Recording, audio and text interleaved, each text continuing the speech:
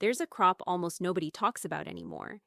Yet if people understood even half of what it can do, it would completely change how we think about food, farming, and survival. It grows where other crops fail. It thrives where soil is dead, water is scarce, and the cold is brutal. It needs no fertilizers, no pesticides, no replanting, and barely any attention at all.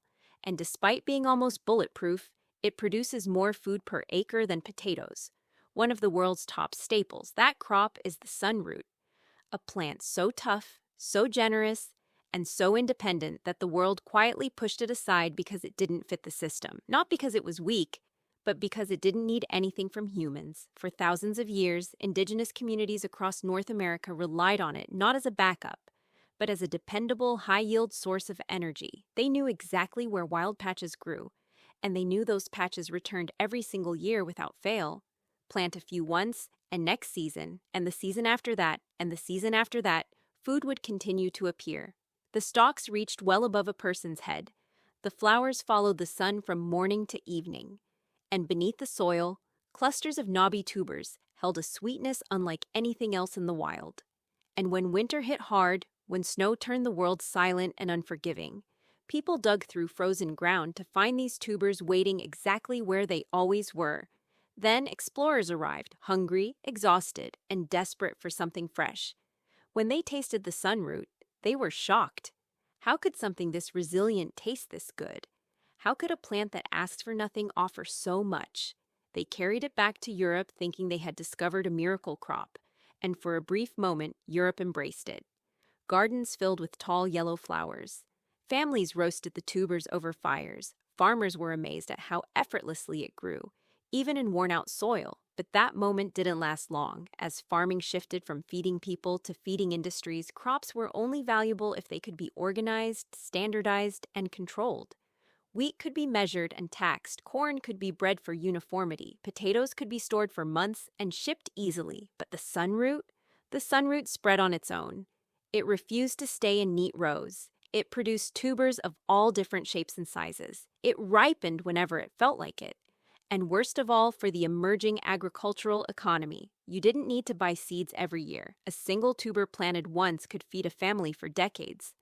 A plant that grows freely, feeds freely, and multiplies freely is a nightmare for systems built on selling food back to the people who grow it. So, without any announcement, without any grand decision, the sunroot slowly disappeared from mainstream farming. It moved back into the edges of fields, the corners of forgotten gardens, the wild places where humans rarely bothered to look, but it never actually left.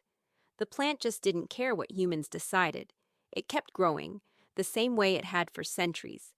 And then came the moments where everything else fell apart: crop failures, blizzards, wars, supply shortages. When potatoes rotted, when wheat withered, when markets collapsed, the sunroot was still standing. Families dug them out of frozen ground during historic famines. Soldiers found them growing wild along abandoned roadsides. Entire towns survived because this plant, forgotten and ignored, continued offering food when nothing else could. And yet, when peace returned, people pushed it away again because it reminded them of hardship. It became unfairly associated with struggle and poverty, even though it had been the thing keeping millions alive. But the sunroot never held a grudge. It kept growing in the background, patient as ever. Over time, scientists began noticing it again. They discovered the tubers weren't just tasty, they were loaded with inulin, a rare kind of fiber with massive health benefits. Inulin feeds the good bacteria in your gut, stabilizes blood sugar, improves digestion, and boosts immunity.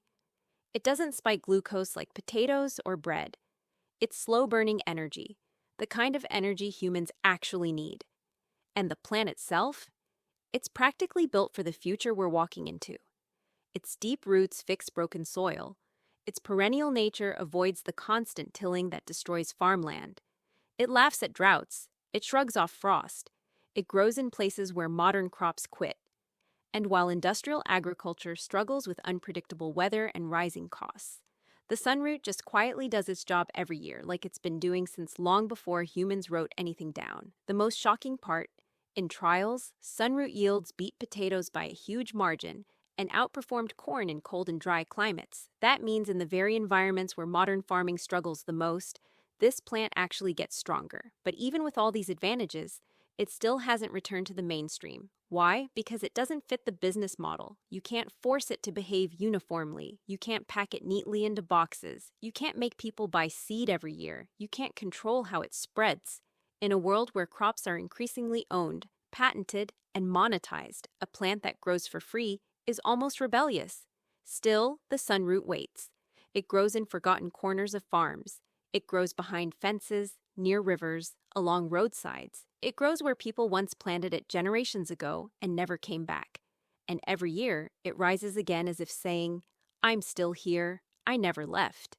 In a world facing climate uncertainty, soil exhaustion, water shortages, and fragile supply chains, the idea of a plant that thrives on neglect isn't just interesting, it's important. Because when everything else fails, the sunroot does what it has always done. It grows anyway. Maybe the world didn't push it aside because it wasn't useful. Maybe it was too useful. Maybe it offered too much freedom in a system built on dependence. But plants don't play politics. They just grow. And this one grows better than almost anything else we have. So the real story of the sunroot isn't about a crop humanity lost.